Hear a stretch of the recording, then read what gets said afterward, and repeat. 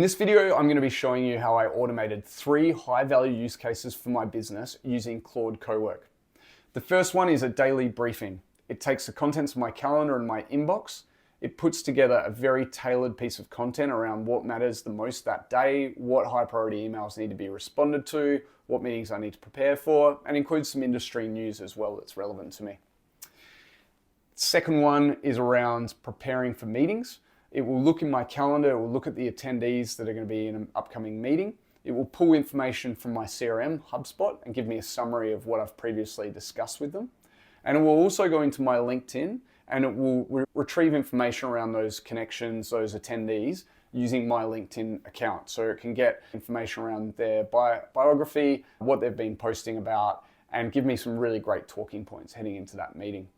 And the third and final use case is around post-meeting summaries. A lot of AI meeting summary tools focus on online virtual meetings, but what about all of those informal, in-person ones over a coffee that happen as well?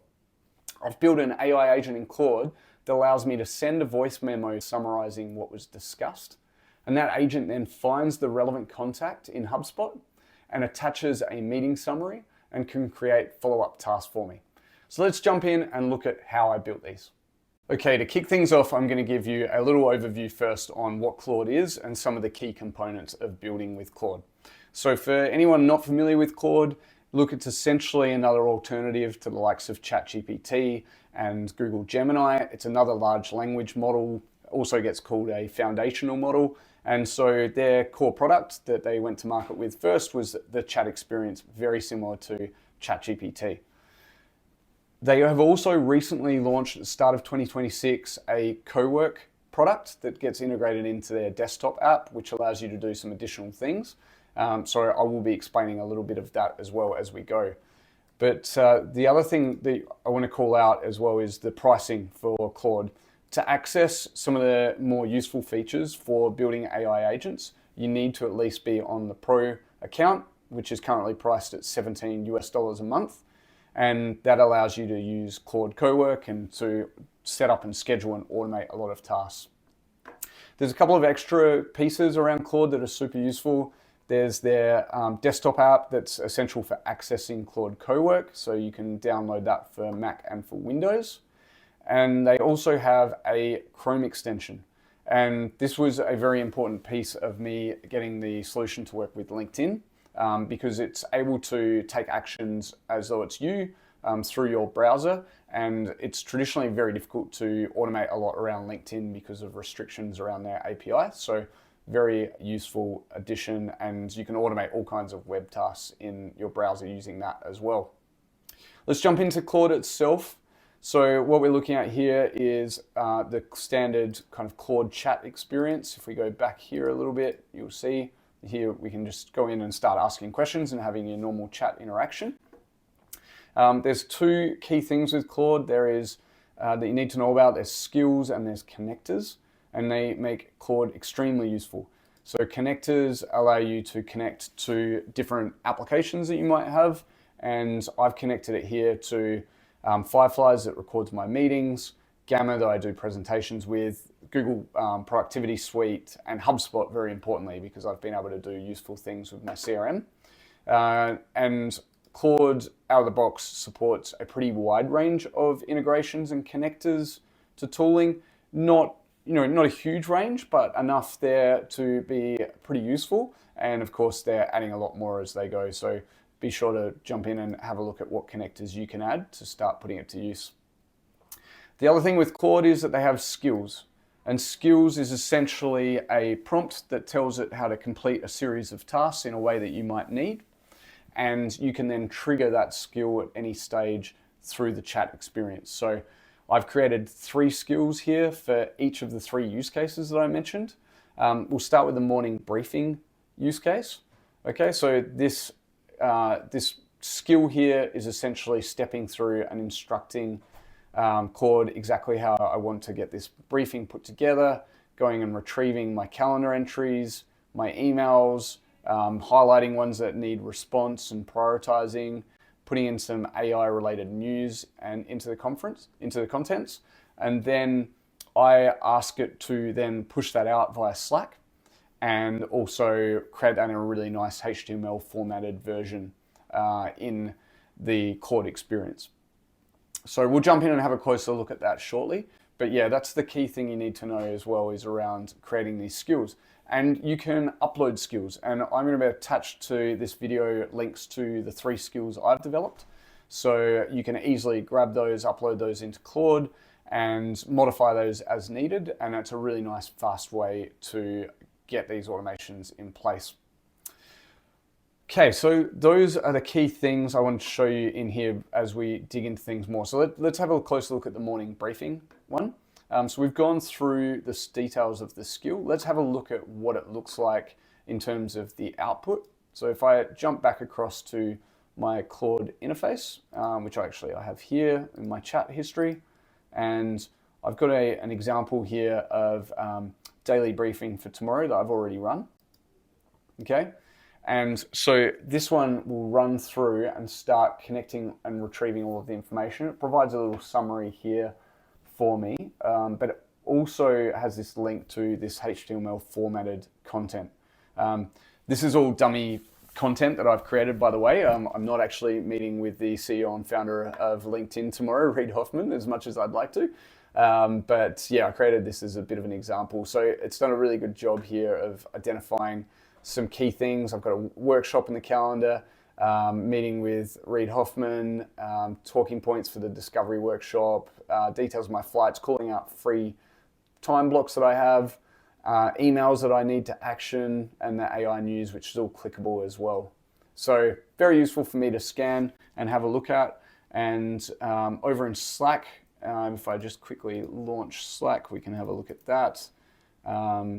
But yeah, I've got it sent to one of my channels here, and then I've got an example from a previous day here where it's not quite in the nice HTML formatting, but it's still very readable kind of format that you can see in Slack. So yeah, that one is working fantastically. So let's look at the next one that I created, which was the pre-meeting briefing. Okay, so that skill, if we go back and look in here, we can have a look at this pre-meeting briefing here, and it says you're Ned's pre-meeting research assistant. You need to go and identify the meeting. So I actually don't need to give it a lot of information when I prompt it. I might say, I'm meeting with Reid tomorrow, please give me a briefing. And that's enough information for it to go and look in my calendar, find the meeting, find the details of the attendee, and then research each attendee in parallel, go into my HubSpot, pull out information around what we've talked about previously. And then, as I said, their LinkedIn. But importantly, it's not just using their publicly available LinkedIn information, which usually is not very useful. It's actually doing it under my login. So if I'm a first degree connection with them, you get all the richness of information that comes with that. And then it will compile the briefing and put it into a nice format for me. So let's have a look at this one in action, actually. I've got, just to show you in terms of how long it takes to create the response. So I've got a pre-prepared one here. Please provide a briefing for my meeting with Reid tomorrow. And let's give that a run. Okay, so the first thing it's going to step me through. It's going to give great feedback as it's putting this together, and it will go and look for that contact in the calendar, look for their meeting entry, list all the events, it's found Reid and his email address, so it now knows who to go and find in HubSpot, and it's got enough information. It actually looks at the company in the email domain to infer if there's multiple Reid Hoffmans, it'll have the smarts to be able to work out which one to go and look at. And then it will go and scan his LinkedIn profile, as I mentioned, and pull all that information together. Now, in the interest of time, I'm going to jump across and pull out one I generated earlier, and let's have a look at the HTML content here. Okay, so it's telling me the meeting that's coming up. It's got a nice little summary there from HubSpot. I can click through and view their record in HubSpot. And then I've got a nice summary of recent activity, recent things Reid's posted about, and some really nice talking points there. Pick up from last time, based on HubSpot, and pick up some of these themes that he's been posting about on LinkedIn. So you can see how this would be very useful before heading into an important meeting. So that is my second use case. And the final one is a post-meeting summary. So recording down the details of an in-person meeting. As I said, I use Fireflies to record and summarize online meetings and automatically push those into my CRM. That works fantastic, but I want to do much more of recording informal coffee catch-up type meetings for somebody out in the field, sales reps that are, I worked with a winery group where they're going in a meeting with clients in bottle shops and restaurants. That it's just not suited to recording down those meetings using something like Fireflies. So what you can do instead, when you jump in your car afterwards, you could then jump on and do a voice memo, doing a quick summary of what was talked about, and then it will push that into HubSpot. So if we look at an example of one that I've already run here, we've got one here that I ran. So I said, just met with Nuno from ANZ, had an excellent chat around AI adoption at ANZ. We discussed at length how we could apply it to the Mortgage Operating Centre. Again, this is a fictitious meeting, I want to point out. And it has correctly generated an entry to log a meeting and create a task. I've asked it to, in the skill that I created, I asked it to confirm with me before pushing it into HubSpot, because I want to make sure that I'm not pushing junk content in. And I would just say the accuracy of what it's putting together is really pretty bang on from everything I've seen.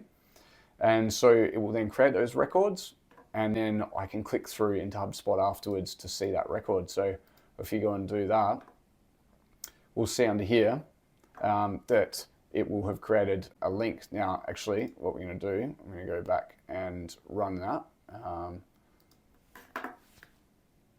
Okay, so for read,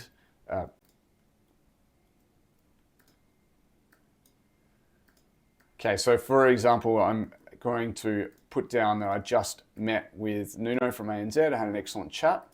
So we'll run that.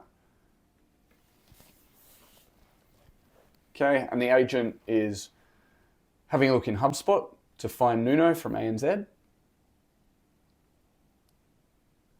Once it's found Nuno, it then plays back to me what it's going to create for me. It's going to log the meeting. It's going to create a task for me. It's asked me to confirm if that looks good. Yes, looks great. And then it's going to go ahead and push those into HubSpot for me.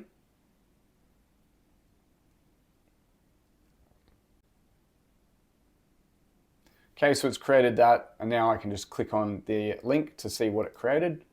So we'll open that up. And here we can see there's the meeting that it just logged with the details of what was discussed and the task as well for me to follow up. So you can see how useful this can be in making sure you're not losing important context around these meetings, and you have them for reference when you're preparing for the next time you meet with that client. One last thing I want to point out was around Cowork, Claude Cowork. So this is only accessible currently via their desktop app. So when you've got the desktop app, you'll see the chat Cowork code options at the top. The big benefit with Cowork, there's two. It can access and complete tasks with files on your local machine, if that's useful for you. The more useful feature to me is the fact that you can schedule tasks. And what will happen is those tasks will run on your local machine. So your machine needs to be open and running for the task to be able to kick off. I did this for my morning briefing task. And actually, what I found was as soon as I open my laptop in the morning, that gets triggered and runs, which is fantastic because that's what I need. A few minutes in, I can then go and review that. So yeah, that's a big one with Cowork if you want to actually automate more of these tasks.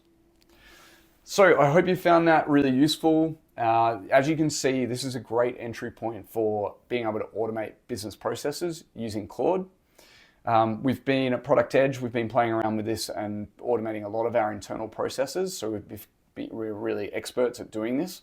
And if this looks of interest, if you'd like to apply any of these solutions in your business or automate other parts of your business operations, please reach out. We would love to have a chat. Thanks for your time. Bye.